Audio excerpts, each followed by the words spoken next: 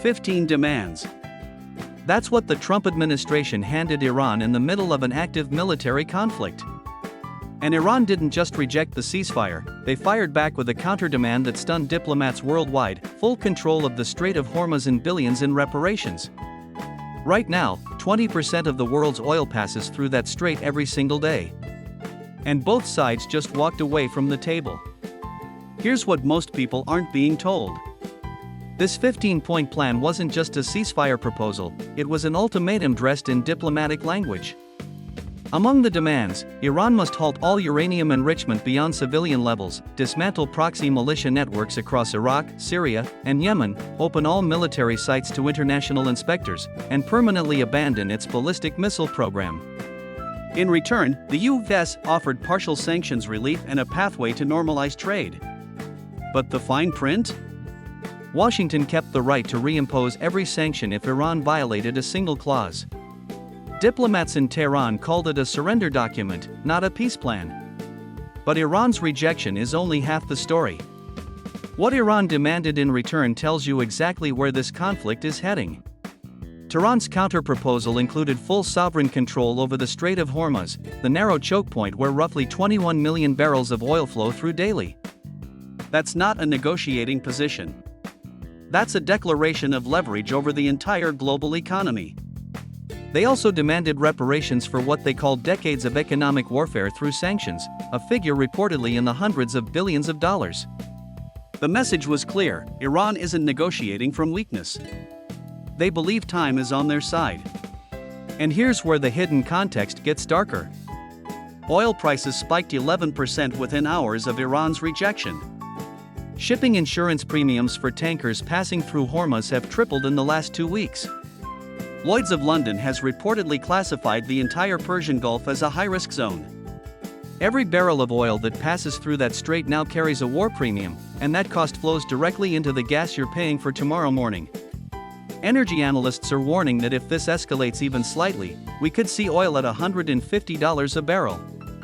That hasn't happened since the worst moments of previous Middle Eastern crises.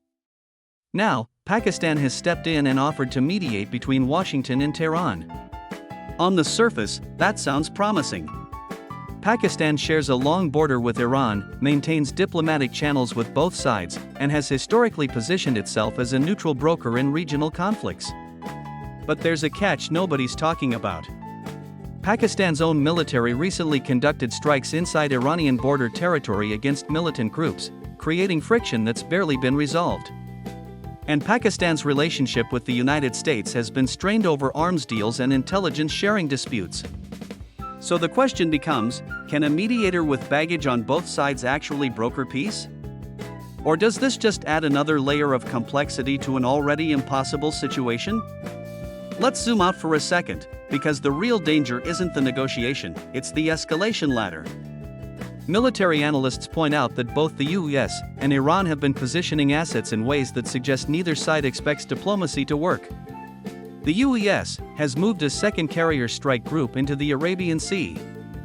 Iran has activated its coastal defense missile batteries along the entire Hormuz shoreline.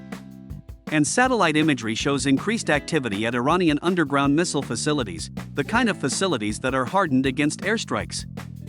Both sides are preparing for the conversation after diplomacy fails. That's the part that should concern you. Here's what history tells us about moments like this. In 1988, the US and Iran fought a one-day naval battle in the Persian Gulf, Operation Praying Mantis, after an Iranian mine nearly sank an American frigate. That single day of combat destroyed half of Iran's operational navy. But Iran learned from that loss. They spent the next 3 decades building asymmetric capabilities, fast attack boats, anti-ship missiles, drone swarms, and mine-laying submarines, specifically designed to make the Strait of Hormuz ungovernable. The Iran of 2026 is not the Iran of 1988. And the 15-point plan doesn't account for that. So where does this leave us? A peace plan rejected. A counter-demand designed to be refused. A mediator with conflicts of interest. And 2 militaries staring at each other across a body of water that the entire global economy depends on. The next 72 hours will determine whether Pakistan's mediation gains any traction, or whether this becomes the first major naval confrontation of the decade.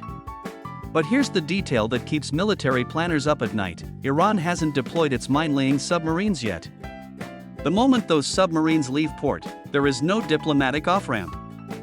And as of this morning, 2 of them have moved to forward staging positions.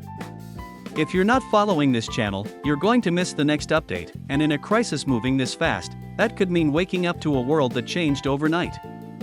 Follow now. Drop a comment telling us, do you think Pakistan can actually pull this off? And share this with someone who needs to understand what's really happening before the next headline drops.